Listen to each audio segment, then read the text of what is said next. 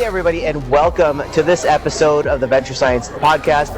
I am Dr. Sanjay here at TechCon 2025, and today I'm here with Amir, founder of Airway Technology. Really exciting, something well out of my wheelhouse as a medical doctor, but tell me a little bit about your company. Yeah, well, first off, thank you for having me, Sanjay. I appreciate this. Airway is a company that aims to empower commercial and military airfields with the ability to make their operations and maintenance more efficient. We introduce autonomous technologies, specifically AI-enabled autonomous ground vehicles. It's kind of like a mini Cybertruck. Like R2-D2 walking around? Sort of. It doesn't walk. It's got wheels driving on it. around, Yeah, whatever. exactly. Okay. Well, I mean, that actually brings up a good point we could talk about in a minute of the different types of robotics we can introduce. Ultimately, we're trying to replace the very manual tasks at airfields, and especially as we're opening more airfields, like the U.S. government is opening more airfields across the world as a matter of deterring threats against places like, let's say, China or Iran or Russia, and we want to modernize that. We want to help the U.S. government and commercial airports in the U.S. and across the world to be more digital, to have that data about what's happening on the airfields and be able to do something with that data. What are the sorts of patterns? And we start specifically on what's called foreign object debris. That's FOD, or typically it's like tools or garbage or maybe screws from an airplane that fall onto the runway. Like, oh, that seems like a bad idea. Yeah, well, imagine like slipping on a banana peel for an airplane is probably not a good well, thing. It's kind of worse than that. Yeah. So, there's millions of dollars of crashes due to, let's say, a screw that gets lodged into a turbine in an airplane. And we've lost military assets like an F-35 last year. We lost an entire engine just because a flashlight was left on the runway by one of the workers.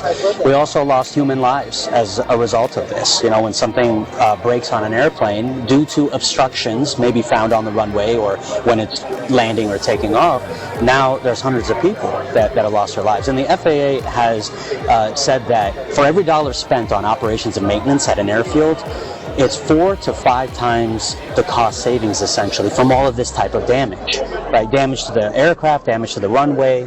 And so what we want to do is ensure that we can do that in an automated fashion, remove humans from the very, call it manual, unsafe, and tedious tasks, and then put eyes there.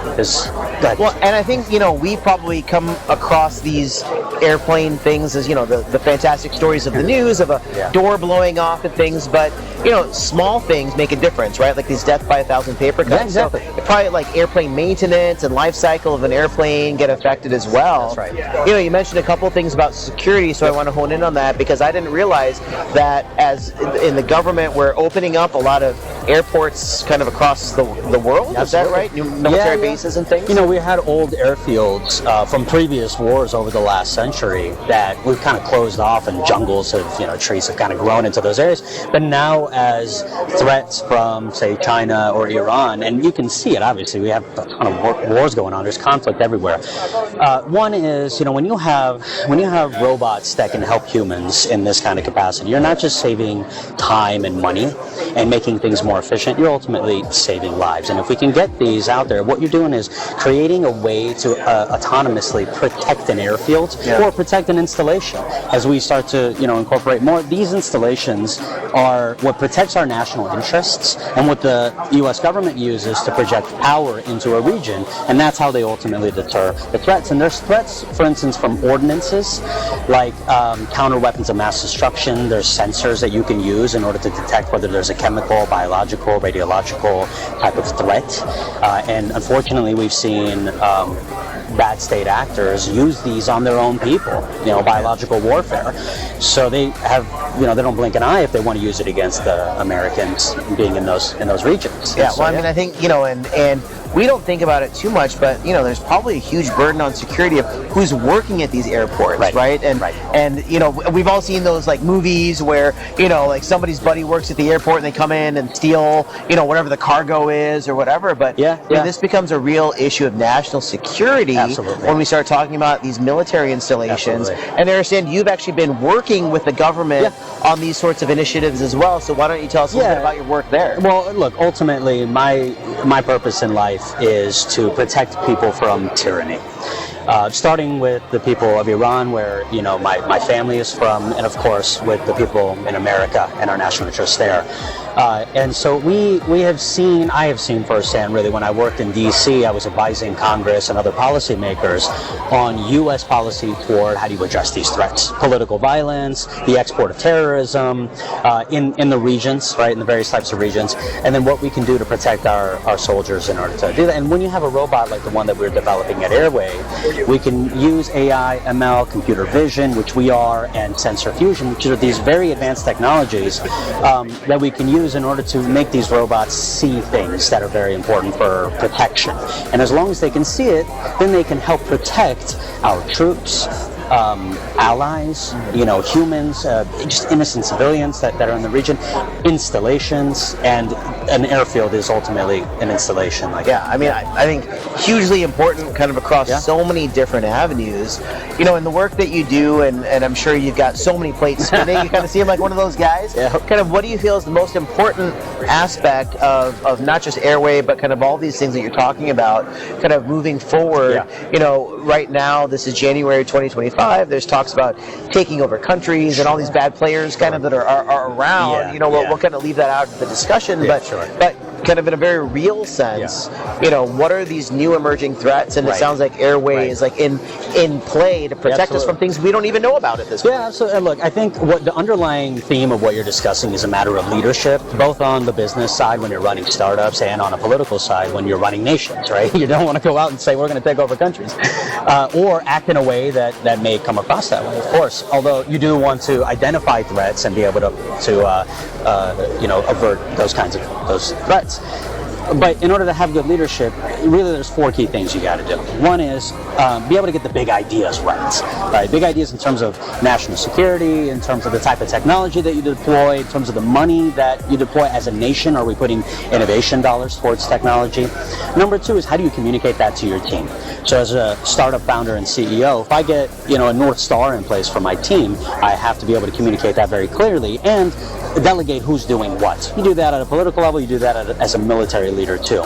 Number three is how do you actually help execute it? So are you deploying the right people? Are you deploying the right resources? And number four is do you have the agility to make the necessary changes to the strategy, to the communication, and to the execution and the deployment of the resources as part of the execution? So kind of listening, so leadership is leadership, whether it's at a military level, a government level, an entrepreneur level, like the roles of CEO and president or premier of a country kind of sound like the same thing. Yeah, I mean, look, I'm sort of oversimplifying it. Of course, there's some different things. It's just that life is this simple. I promise you. Yeah. I've heard some comments about, we have a president who's acting like a CEO for your nation, and that overlooks the fact that you have all these people, citizens and taxpayers that you have to worry about. The way I look at that, if I look at it through the lens of a CEO, is, look, our company is not successful unless we have a good culture, unless we have good people. The people make the company. Steve Jobs even said, he said, the best product I've ever made was my team, was my people. And these are stakeholders, whether they're an investor in a company or the people who work for the company or they're customers in the company. These are stakeholders for the success, who are driving toward that common vision, that common North Star. And if I were to give advice, I don't know if this is the kind of podcast for it. Free advice is worth what you pay for it, right? So, we'll just nobody's paying me for it. Trump certainly isn't. But any new president of any nation that's a freedom-loving president in a free republic like America, you can kind of follow that, right? And say, look, your taxpayers, your citizens, they're all your stakeholders. Are you doing what's in the best interest of the stakeholders? That's ultimately what it comes down to. Yeah. No, I mean, I think it's fascinating, and rarely do I meet someone who's kind of as entrenched in the business world as the policy world. So for someone like you, where do you feel your biggest impact has been? Right? Oh, Lord. This is an entrepreneurial curse. The more you do, the more you feel like you haven't done anything. Right? And it's funny, and the more you do, the more opportunities show up, and now you're spinning these plates kind of all over the place. I definitely living that nightmare/dream at the same time. Yeah, of course. No, I'll tell you this. Look, half my attention goes toward defense technologies. Half my attention goes to autonomous technologies for our commercial interests, right? Because I'm ultimately a CEO. I have to worry about both. It's a dual use thing. But there's a certain part of my life that's dedicated toward social Advocacy. That's dedicated to the rights, the justices, and the freedoms of humans all across the world, but more specifically in the Middle East, as many of my relatives are from. And so it's hard to balance when you say you're balancing this stuff. But the common thread between the two, you find this motivation to keep you disciplined. If you don't have the discipline, you find motivation to do it. If you don't have the motivation, you find the discipline to just keep figuring out how to keep going. Keep grinding. Exactly. Yeah. Your grind level's got to be. Yeah, you got to be high, baby. Grind level through the stratosphere, right? I think were you the one that was saying that before? That's right. Yeah. It's got to be intergalactic.